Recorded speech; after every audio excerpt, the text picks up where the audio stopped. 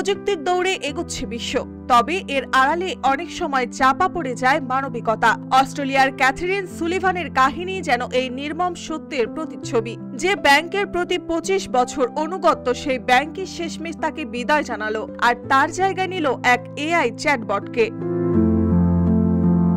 63 বছর বয়সী Catherine Sullivan Commonwealth bank হয়ে দীর্ঘ সময় কাজ করেছেন নিষ্ঠা আর দক্ষতা দিয়ে। ব্যাংকের নতুন এআই সিস্টেম চালুর ক্ষেত্রে তিনি ছিলেন অন্যতম প্রশিক্ষক, অথচ বিদ্রুপান্তকভাবে সেই সিস্টেমকে বসানো হলো তার চেয়ারে।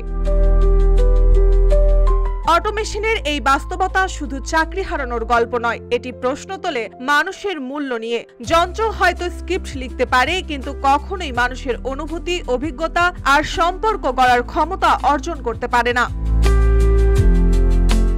ব্যঙ্গাত্মকভাবে কর্মী ছাঁটাইয়ের পর ব্যাংক স্বীকার করেছে যে গ্রাহক কল আরও বেড়ে গেছে। বিশেষজ্ঞদের মতে এআই মানুষের সহায়ক হওয়া উচিত, বিকল্প নয়। মুনাফাকে যদি মানুষের ওপরে রাখা হয়, তবে হারিয়ে যায় শুধু চাকরি নয়, ভেঙে যায় সমাজকে ধরে রাখা সেই মানবিক সম্পর্ক। মার্জিয়া মৌ, রূপালী বাংলাদেশ।